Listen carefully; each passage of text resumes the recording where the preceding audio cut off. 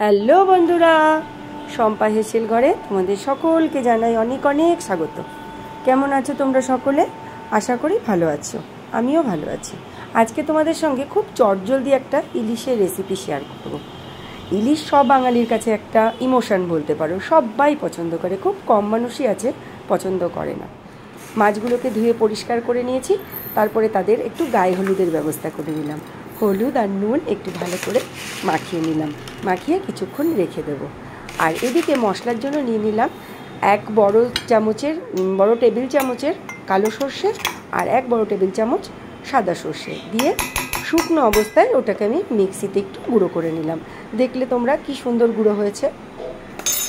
এরপরে হাফ চামচ মতো নুন আর কয়েকটা কাঁচা পাকা লঙ্কা এটার মধ্যে দিয়ে দিচ্ছি, আর দিয়ে দেবো অল্প পরিমাণে জল, যাতে মশলাটা খুব সুন্দর একটা পেস্ট তৈরি হয়, একদম স্মুথ হয় যাতে। বড় একটা বোল নিয়ে নিয়েছি, তার মধ্যে নিয়ে নিয়েছি 2 বড় টেবিল চামচ জল ঝরানো টক দই, আর সাথে মিক্সিতে যেই সর্ষে বাটাটাকে করে নিয়েছিলাম সেটাকে দিয়ে দিচ্ছি। আর এর সঙ্গে আমি মিশিয়ে নিচ্ছি পরিমাণ মতন হলুদ, আর সঙ্গে বেশ খানিকটা কাঁচা সর্ষের তেল। এই সর্ষের তেলটাতেই কিন্তু পুরো রান্নাটা হয়ে যাবে, তাই একটু বেশি পরিমাণে নিতে হবে, 2 থেকে 3 টেবিল চামচ বড় চামচে।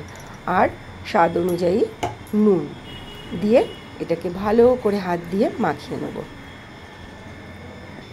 সুন্দর করে মাখানো হয়ে গেছে, দেখো বেশ অনেকটা সময় ধরে ভালো করে মিক্স করে নিচ্ছি। এত সুন্দর একটা কালার এসেছে, এটা মনে হচ্ছে এখনই রান্না হয়ে গেছে। তারপরে কাঁচা মাছগুলোকে, যেটাকে আমি গায়ে হলুদের ব্যবস্থা করে খানিকক্ষণ ম্যারিনেশনের জন্য রেখে দিয়েছিলাম, সেই মাছটাকে এই মশলার পেস্টটার মধ্যে ভালো করে মেখে কিছুক্ষণের জন্য আবার রেখে দেব।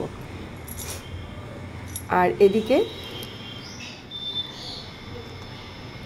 দেখো সুন্দর লাগছে দেখতে বেশ, সেই জন্য আবার এই কথাটাই বললাম।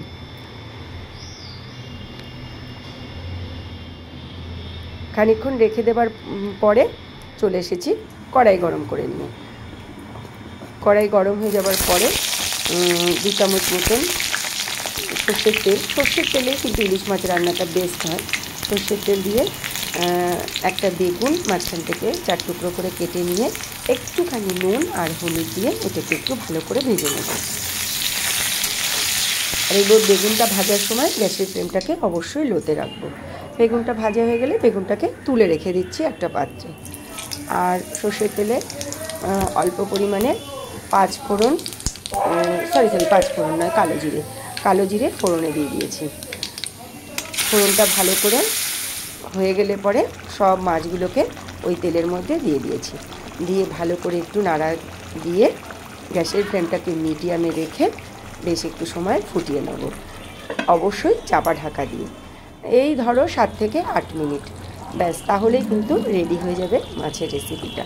এটাকে দই ইলিশও বলতে পারো, ভাপে ইলিশও বলতে পারো, যা ইচ্ছা, কিন্তু রান্নাটা কিন্তু খুব খুব তাড়াতাড়ি হয়, আর খেতে তো দুর্দান্ত স্বাদের। গরম ভাত একদম জমে যাবে। ওপর থেকে নামানোর আগে কয়েকটা কাঁচা লঙ্কা দিয়ে দিচ্ছি, আর ওপরে যেই বেগুনটাকে রেখে দিয়েছিলাম ভেজে, সেটাকেও এটার সাথে মিশিয়ে দিচ্ছি, দিয়ে একদম আলতো হাতে এটাকে একটুখানি নাড়িয়ে নেব। একদম রেডি হয়ে গেছে মাছ রান্না। গ্যাসের ফ্লেম অফ করে দিয়ে গরম গরম ভাতের সাথে পরিবেশন করব।